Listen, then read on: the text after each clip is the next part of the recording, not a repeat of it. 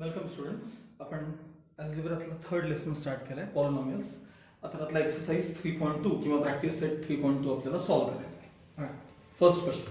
त्याच्यामध्ये साधारण तुम्हाला या एक्सरसाइजमध्ये ॲडिशन, सबट्रॅक्शन, मल्टिप्लिकेशन वगैरे असा तुम्हाला याच्यात पार्ट येणार आहे. इवन थोडंफार डिव्हिजन पण आपण करणार आहोत. बघा फर्स्ट क्वेश्चन बघा. Use the given letters to write the answer. First, there are 8 trees in the village Lat. If the number of trees increases every year by b, then how many trees will be there after x years? सांगा. Initial number of trees किती आहेत सांगा. There are 8 trees in the village Lat. Number of trees increases every year by b. प्रत्येक वर्षी b न वाढतात. म्हणजे first इयरला b न वाढेल, सेकंड इयरला ट्वाइस b न वाढेल, थर्ड बी ला थ्राइस बी न वाढेल, फोर्थ इयरला फोर टाइम्स बी न वाढेल, फिफ्थ इयरला 5 टाइम्स बी न वाढेल. मग एक्स इयरला किती वाढेल सांगा. एक्स टाइम्स बी न वाढतील. एक्स टाइम्स बी म्हणजे काय सांगा. बी एक्स. एक्स टाइम्स बी म्हणजे काय. बी एक्स. बघा लिहायचं कसं बघा.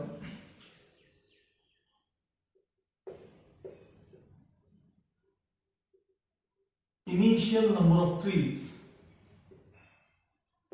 is equal to a. Number of trees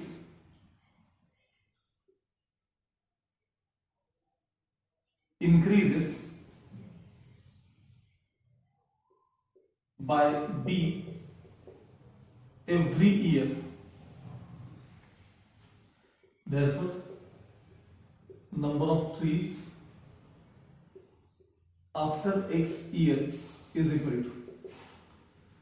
पहिल्यांदा 8 ट्रीज होते बरोबर आहे. सांगा पहिल्या वर्षी किती न वाढणार. 1 बी न वाढणार म्हणजे a प्लस बी होणार. सेकंड इयर मध्ये एव्हरी इयर बी ना, पुढच्या वर्षी परत बी न वाढले म्हणजे बी प्लस बी म्हणजे ट्वाइस बी होणार. ट्वाइस बी. थर्ड इयरला a प्लस थ्राइस बी होणार. फोर्थ इयरला a प्लस 4 बी होणार. मग एक्स इयरला a प्लस एक्स बी होणार. a प्लस एक्स बी किंवा a प्लस बी एक्स लिहिलं तरी चालतं. हे झाले number of trees after x years. Okay. Second question बघा. For the parade there are y students in each row and x such rows are formed, then how many students are there in the parade in all? सगळे मिळून किती students आहेत असं तुम्हाला विचारलं. आता मला सांगा साध्या एका प्रश्नाचं उत्तर द्या. तुम्ही समजा आपण प्रेयरला तुम्ही थांबलात. आता एका रो मध्ये असे तुम्ही समजा एका रो मध्ये 10 स्टुडंट्स तुम्ही उभे आहेत एका रो मध्ये आणि अशा समजा तुमच्या 6 रोज झाल्या. 6 रोज तर स्टुडंट्स किती झाले सांगा. 10 into 6 म्हणजे 60 झाले. मग तसंच आहे सेम इथे बघा. For the parade there are y students in each row. बघा नंबर ऑफ स्टुडंट्स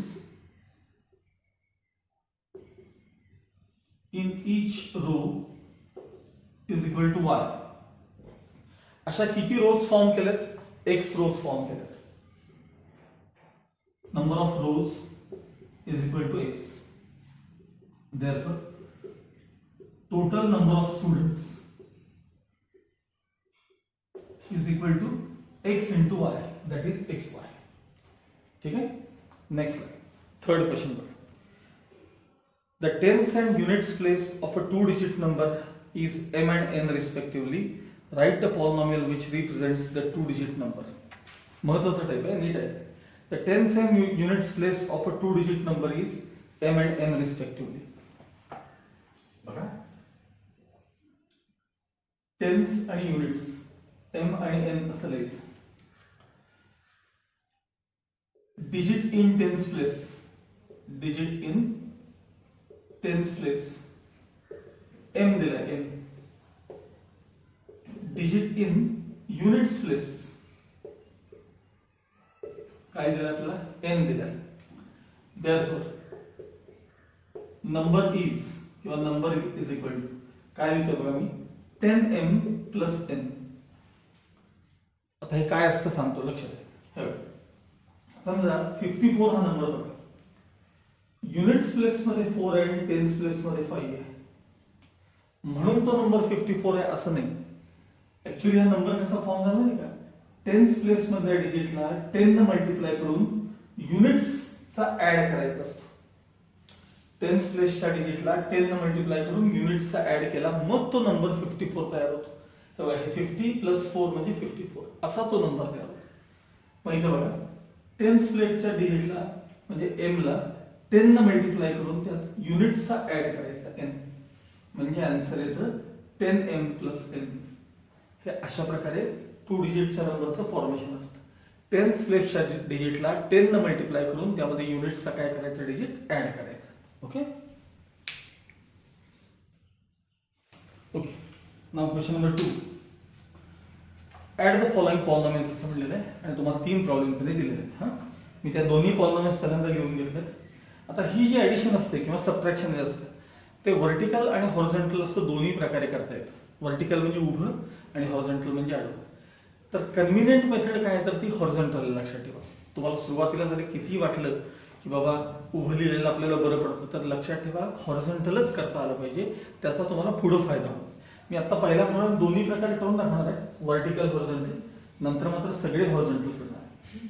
बघा ही ऍडिशन मध्ये व्हर्टिकल बघा, हे x³ मायनस 2x².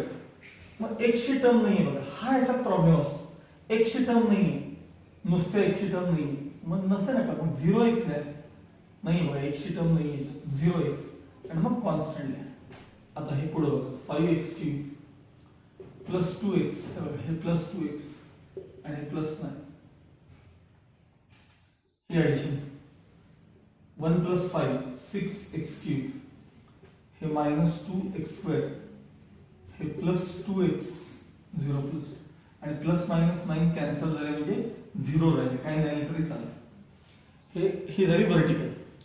आता हॉरिझॉन्टल बघा, पहिल्या टर्मला ब्रॅकेट मध्ये लिहायचं x³ minus 2x² minus 9 plus 5x³ plus 2x plus 9. नंतर हे ब्रॅकेट ओपन करायचे, म्हणजे ब्रॅकेटच्या मागे प्लस साइन असेल तर नो चेंज, पण जर का मायनस साइन असेल तर सगळे साइन चेंज करायचे. मग आता इथे काही साइन नाहीच आहे, minus x³ minus 2x² minus 9 plus 5x³ plus 2x plus 9. मग आता सगळ्यात मोठी पॉवर काय याच्यामध्ये तर क्यूब आहे, क्यूब. मग हे टर्म्स दोन जवळ घ्यायचे, x³ प्लस 5x³ जवळ घ्यायचे. मग त्यानंतर स्क्वेअर मध्ये कोण आहे का बघा, आहे एकच आहे, मग एकच आहे, हे स्क्वेअर आहे. मग x मध्ये कोण आहे का बघा, आहे, हे बघा हे प्लस 2x. मग कॉन्स्टंट कोण आहेत बघा, मायनस 9 प्लस 9. 1 प्लस 5 6x³ हे एकटेच आहेत ऍज इट इज, हे पण एकटेच आहेत as it is. Plus 9 minus 9 cancel, हे फायनल आन्सर.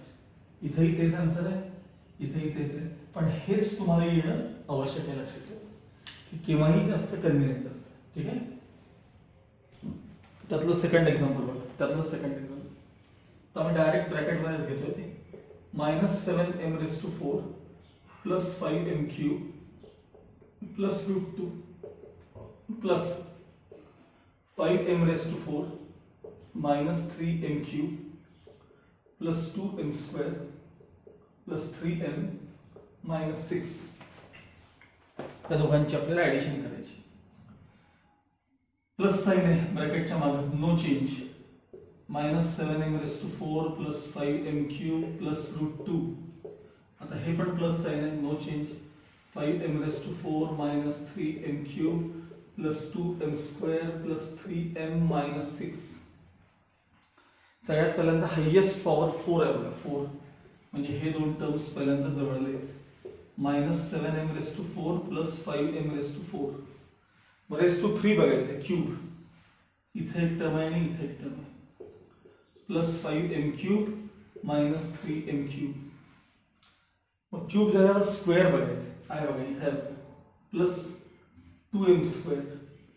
मग नुसता n बघायचा, तेव्हा 1m plus 3m.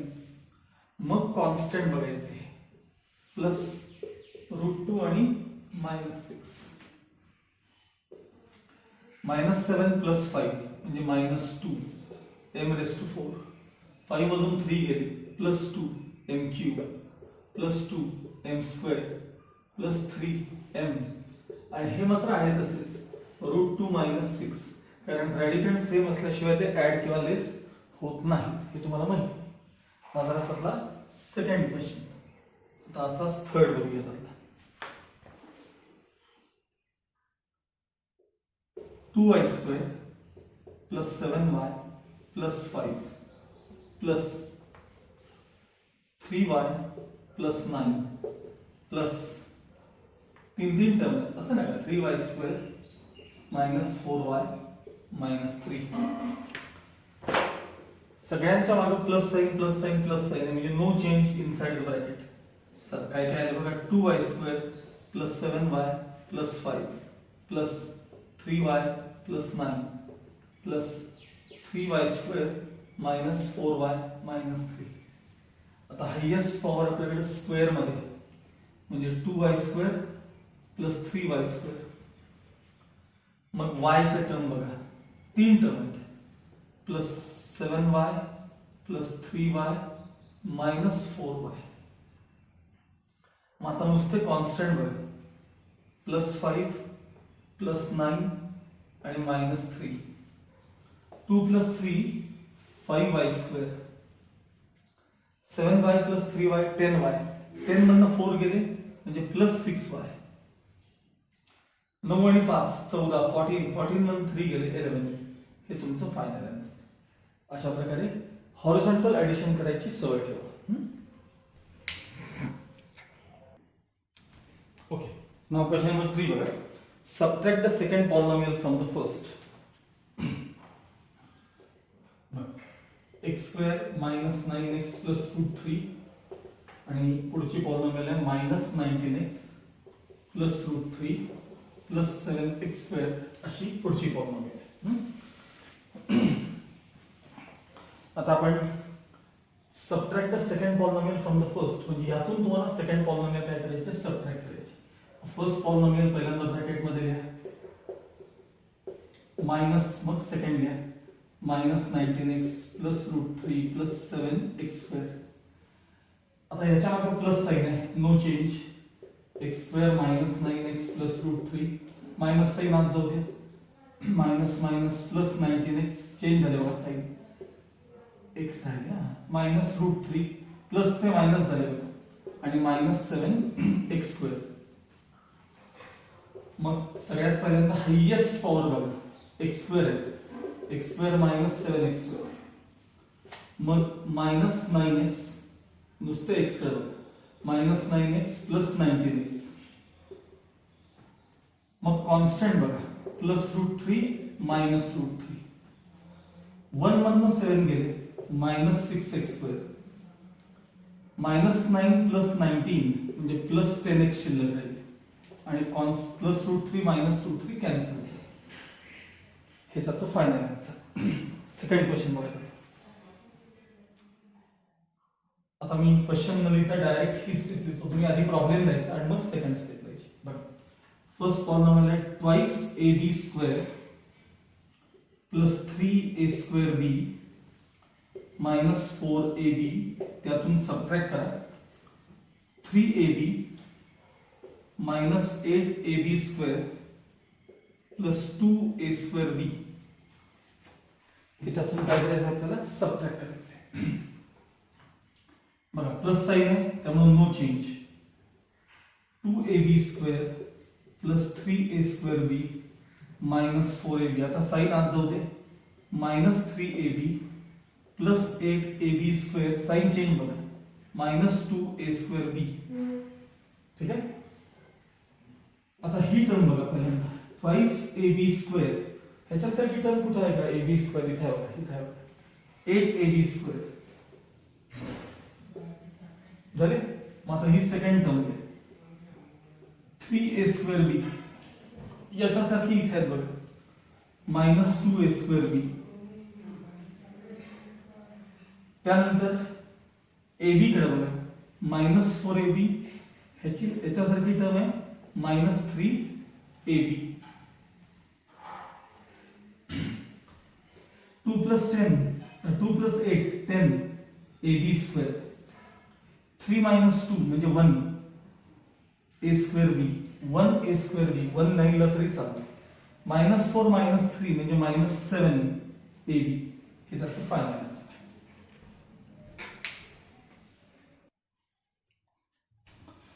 Now question number 4. Multiply the given polynomials. एकदा मल्टिप्लिकेशन सुरू करण्याआधी तुम्हाला इंडायसेसचे जे लॉज आहेत ते कसे इथे वापरले जातात एकदा सांगतो तुम्हाला. x मल्टिप्लाइड बाय 2x असं मल्टिप्लिकेशन जर असेल तर इथला नंबर 1 into 2 2 लिहायचे आणि x raised to 1 x raised to 1 ह्यांचं मल्टिप्लिकेशन झाल्यानंतर x raised to 1 plus 1 2 होतात. म्हणजे असं मल्टिप्लिकेशन करायचं असतं. आता समजा 3x² multiplied by x raised to 5 तर 3 1 3 आणि x raised to 2 x raised to 5 चं multiplication x raised to 7 2 plus 5 7 4x² into 5 x raised to 3 4 5 are 20 x² आणि x³ चं multiplication x raised to 5 3 plus 2 5x हे तुम्हाला येणं आवश्यक आहे. लक्षात आलं सगळ्यांना? आता इथं काय म्हणते बघा. Question number 4. Multiply the given polynomials. पहिलं example 2x multiplied by bracket मध्ये x² minus 2x minus 1 यांचं मल्टिप्लिकेशन. आता ही मोनोमियल टर्म आहे आणि ही ट्रायनोमियल टर्म आहे. तर मोनोमियलला मल्टिप्लाय करणं सोपं असतं बघा. यानं असं ओपन करायचं ब्रॅकेट म्हणजे असं 2x into x² minus 2x into 2x plus end minus 2x multiplied bye 1. Actually ही स्टेप नाही केल्यावर डायरेक्ट ही केली तरी चालते. म्हणजे आता ही स्टेप 2 ॲज इट इज यांचं multiplication x³ 2 to the 4 x² आणि मायनस 2x हे झालं त्यातलं पहिलं एक्झाम्पल. आता सेकंड एक्झाम्पल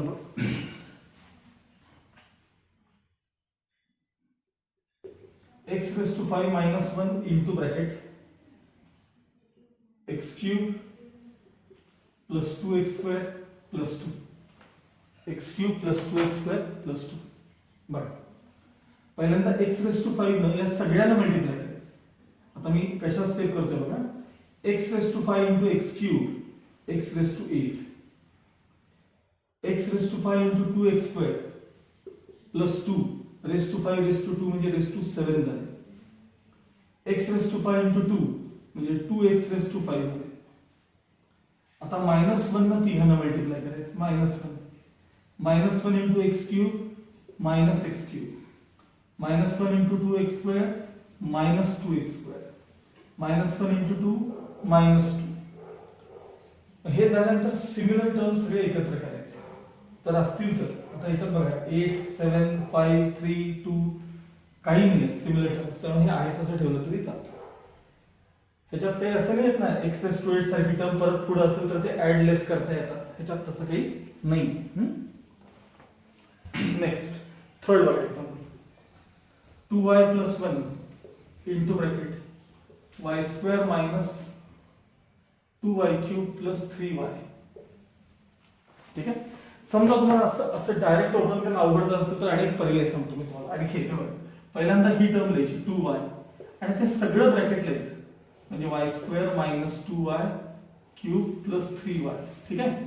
मग विथ साइन पुढची टर्म लिहायची +1 इंटू परत ते ब्रॅकेट लिहायचं y² minus 2y³ plus 3y. असं केलं तरी चालतं. म्हणजे इथं पण केलं तरी चालतं. मी दाखवतो तुम्हाला करून घ्यायला.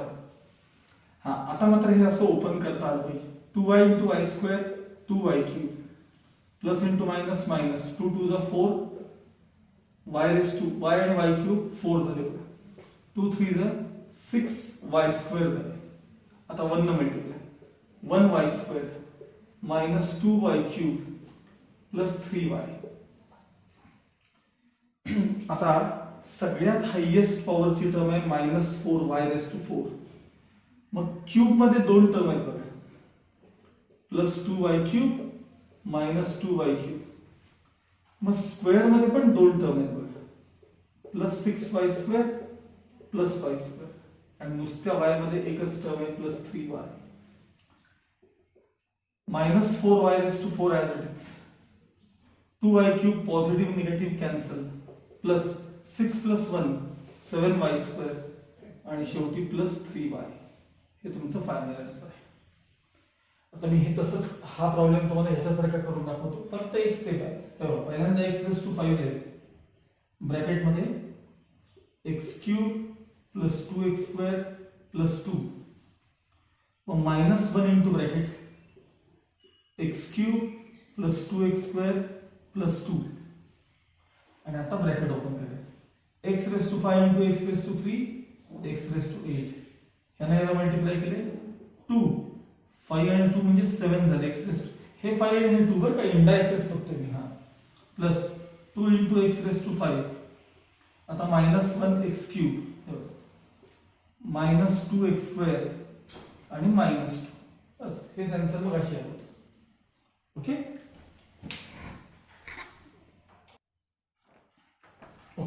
क्वेश्चन नंबर 5 है divide first polynomial by the second polynomial and write the answer in the form dividend equals divisor into quotient plus remainder. आता खरं तर हे डिव्हिजन तुम्ही 8th स्टँडर्ड मध्ये असताना शिकलेलं आहे. 8वी मध्ये असताना हेच परत तुम्हाला कंटिन्यू करायचं. बघा फर्स्ट एक्झाम्पल बघायचं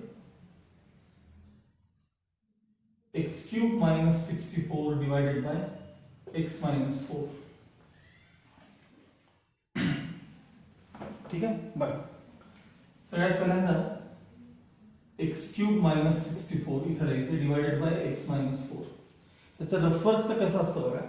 त्यातल्या फर्स्ट टर्मने डिवाइड करायचं. x³ ला x ने डिवाइड करायचं. किती येते आन्सर x² येते.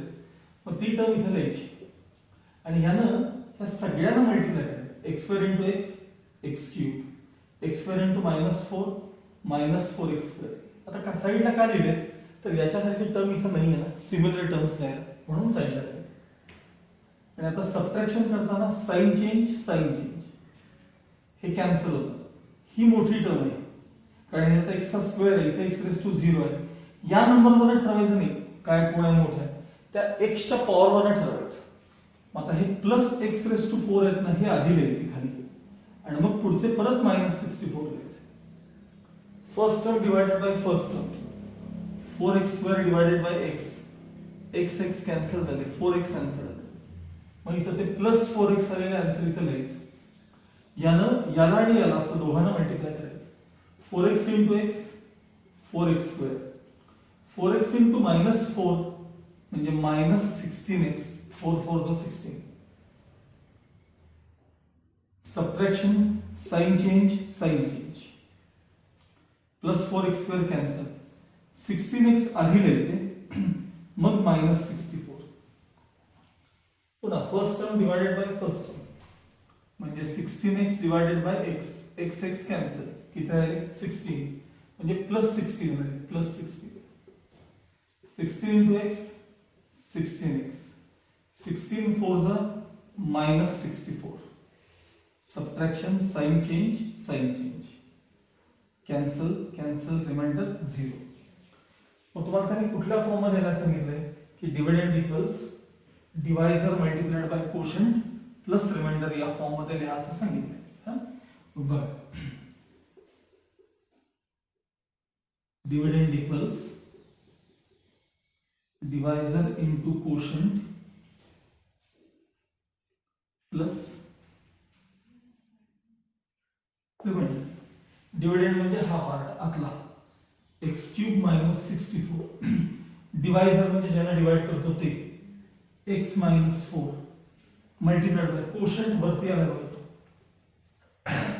x² + 4x + 16 आणि प्लस रिमाइंडर किती आहे तर ते 0 आहे. अशा फॉर्म मध्ये आन्सर आहे. Okay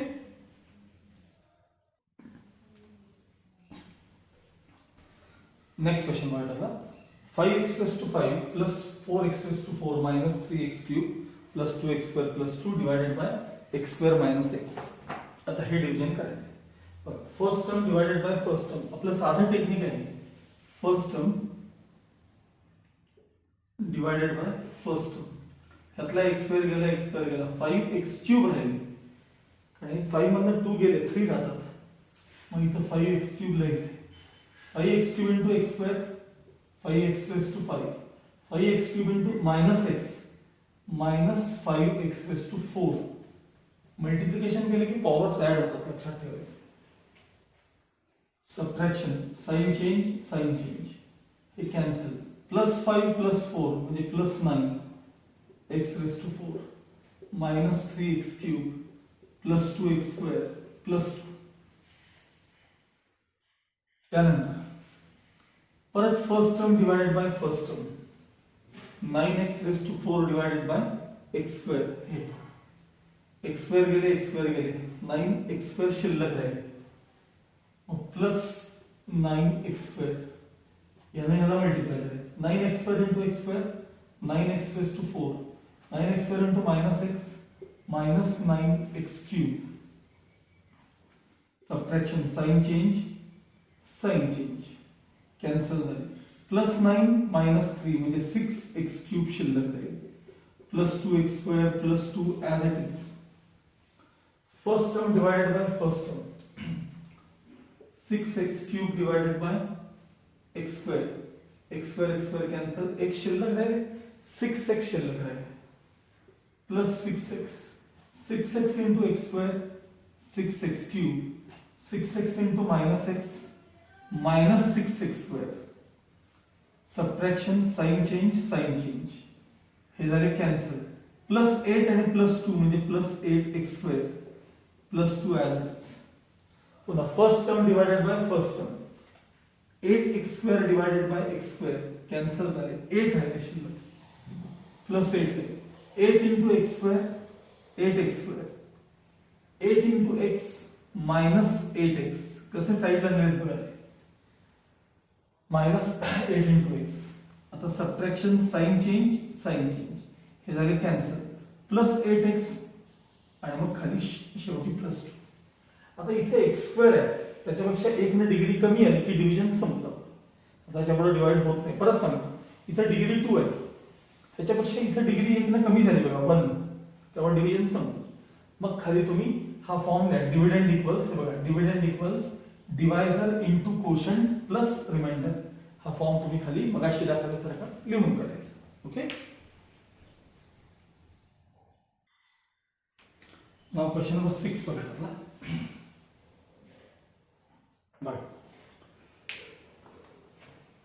Write down the information in the form of algebraic expression and simplify. First, त्यातला काय आहे? There is a rectangular farm with length 2a² plus 3b² meters and breadth a² plus b² meters. The farmer used a square-shaped plot. To build a house. इथं जरा त्याचं घर बांधलेलं आहे. The side of the plot was a² minus b². Square असल्यामुळे length and breadth same. a² minus b². What is the area of remaining part of the farm? राहिलेला भाग आहे ना इकडे बघा शिल्लक त्याची एरिया काय असं विचारलंय. ठीक आहे बघा. असं म्हणतात फॉर द रेक्टँग्युलर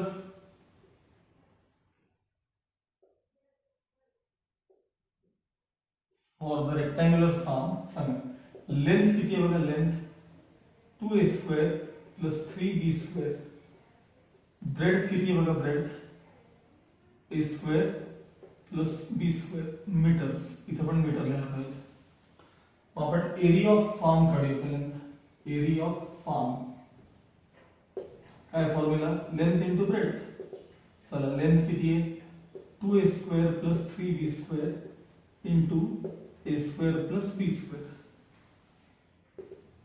पहिल्यांदा ही टर्म लिहायची ट्वाइस a² इंटू ब्रॅकेट कोण सांगा a² plus b². मग प्लस हे लिहायचं 3b² इंटू ब्रॅकेट पुन्हा काय लिहायचे a² plus b². मग अशी मी दाखवलं तुम्हाला मल्टिप्लिकेशन कसं करायचं. याने याला मल्टिप्लाय करा 2a⁴. याने याला मल्टिप्लाय करा 2a² b² प्लस याने याला मल्टिप्लाय करा 3a² b² प्लस 3b⁴. आता हे दोन टर्म्स सेम आहेत म्हणजे 2a⁴ 2 plus 3 5a² b² plus 3d⁴ इतके स्क्वेअर मीटर्स ही रेक्टँगलची एरिया आहे, रेक्टँगलची. आता मी ती एरिया इथे लिहून ठेवतो बरं, कारण बोर्डवर केलं तर मला लागणार आहे 2a⁴ plus 5a² plus 3d⁴. ही झाली रेक्टँगलची एरिया. आता स्क्वेअर प्लॉट आहे ना, त्याची साईड लिहू बघा. Side of square plot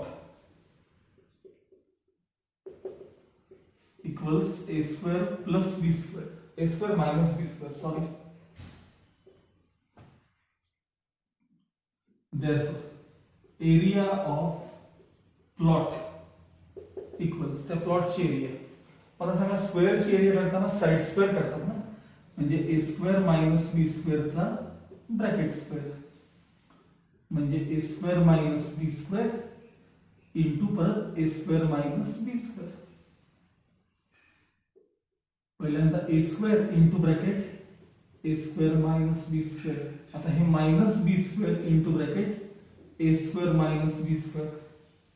open करायचं. आता a² into a² a⁴, a² into minus b² minus a² b², minus b² into a² minus a² b², minus into minus plus b⁴. हे दोघं same आहे. म्हणजे final answer a⁴ -1 minus 2a² b² plus b⁴ square metre. ही झाली कोणाची area? त्या square प्लॉटची area झाली. कोणाची एरिया? Square plot.